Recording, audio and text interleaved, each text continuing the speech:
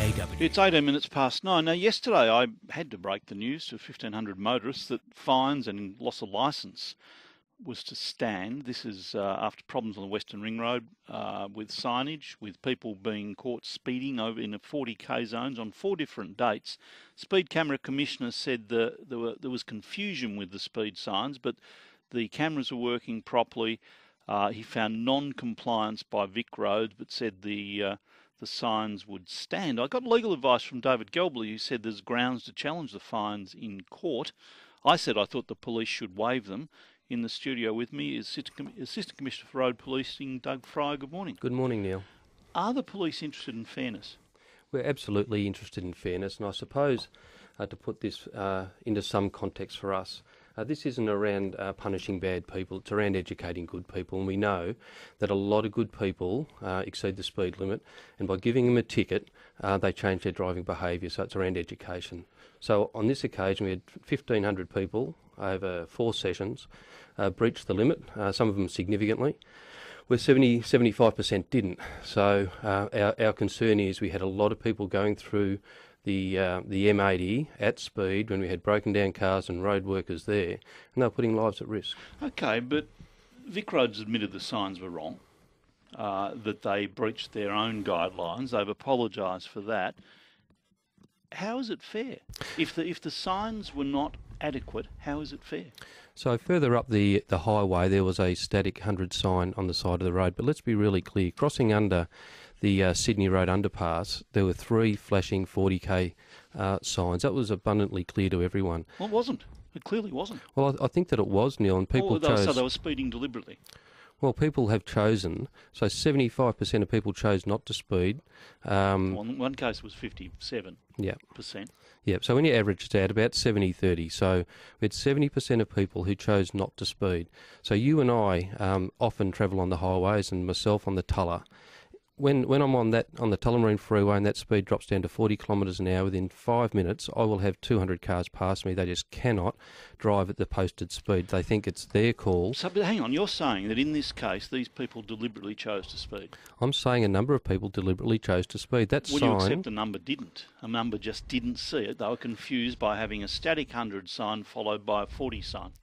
So the signs are different, and you're well aware of that, and I think the motorists are as well. There was one static sign of 100 on the side of the road, but when you get to that underpass of Sydney Road, you would have to be completely blind not to see 3 flashing 40k zones. I mean, I don't doubt that some people, and I had a man in his 70s who's never had a ticket in his life, and he's going to lose his licence. He's not a hoon. I don't think he's completely blind. I think he's completely stupid, but I think he was confused and missed, and nor do I think he deliberately sped. What about him? He's a totally innocent victim in this because the sign was wrong. So can I say, Neil, we have really good people who are waiting trial because they sped and made a mistake. We've had very good people. I've listened to some of your callers yesterday. Good people, but they've made a mistake. People who make mistakes end up killing people on roads. So we've had 112 people last year die on our road where speed was involved, and sometimes just a little, sometimes a lot, but 112 people. So for us, this isn't a game. It's around education. We had 1,500 people go through those cameras at speed, putting other people's lives at risk. And importantly, 70% of people did not speed. I don't think they're all lying to me. The number, what you're saying is they would know. I'd suggest that they were confused and didn't know, at least some of them. Now, and we've had examples in the past where tickets have been waived and as a result some guilty people walked. There's no question about that. But that's the price you pay to get the innocent people off. Is it not, Neil, part of what we're trying to do around road safety and being a world leader in this state is to ensure that everyone starts to comply with speed limits? When you've got 112 people who died last year because of speed... Tell me clearly what the speed limit is. Well, Don't confuse me. I think we did. I think we told everyone. You got 3... Well, Vic Roads disagrees. Well, further up the road, Vic Roads had their 100 sign, but when they passed under that gantry, 600 metres back from the fixed cameras, it was abundantly clear, 3 flashing signs saying 40. Police weren't happy. Remember the Keilor Park case going back 3 years or so, where the Gordon Lewis, the then Camera Commissioner, recommended the waiving of the fines. Police weren't happy then, were they? Yeah, it wasn't on my watch back then, but I know there was some contention back then. Yeah. He said he was doing it, quote, in the interests of fairness, unquote. Is fairness no longer relevant?